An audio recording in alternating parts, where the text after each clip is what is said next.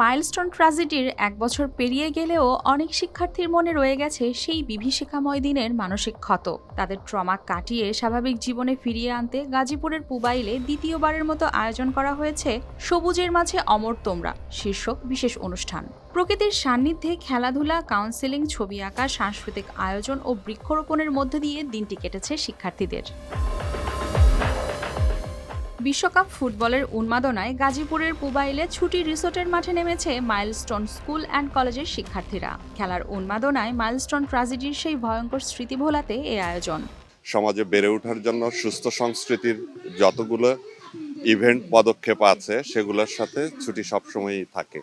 এখনো তারা সেই স্মৃতি ভুলতে পারেনি। তাদের ভিতরে এখনো সেই রক্তের দাগ লেগে আছে। বন্ধুদের স্মৃতির কথা তারা ভুলতে পারে না, কিন্তু এইটার থেকে বেরিয়ে আসতে হবে। এই কারণে রোটারি ক্লাব এবং ছুটি রিসোর্টেরা সামাজিক উদ্যোগের পার্ট হিসেবে বাচ্চাদেরকে কিভাবে স্বাভাবিক জীবনে ফিরিয়ে আনা যায়, এর জন্য আমরা এটার সাথে জড়িত আছি গত বছর থেকে, এবং গত বছর এটা খুব সাকসেসফুল হয়েছে। আশা করি এটাও খুব সাকসেসফুল হবে। খেলার আনন্দ, হাসি আর বন্ধুত্বের বন্ধনে কিছুক্ষণের জন্য হলেও দূরে সরে গেছে সেই দিনের ভয়াল স্মৃতি। ট্র্যাজেডির মানসিক ট্রমা কাটিয়ে শিশুদের স্বাভাবিক জীবনে ফেরাতে rotary club of Banani Dhaka এবং ছুটি রিসোর্টের যৌথ উদ্যোগে দ্বিতীয় আয়োজন সবুজের মাঝে অমর তোমরা। দিনব্যাপী এই আয়োজনে ছিল কাউন্সেলিং, উন্মুক্ত পরিবেশে খেলাধুলা, ছবি আঁকা, গল্প বলা, সাংস্কৃতিক অনুষ্ঠান এবং স্মৃতির প্রতি শ্রদ্ধা জানিয়ে বৃক্ষরোপণ। সে একটু কিডস জোনে খেললাম, তারপর গাছ লাগাইলাম। আস্তে আস্তে করে ট্রমাটা ওভারকাম করতে পেরেছি আমি সুস্থ হয়ে দেখাবো, মনের বল করা যাবে না। They're enjoying a lot.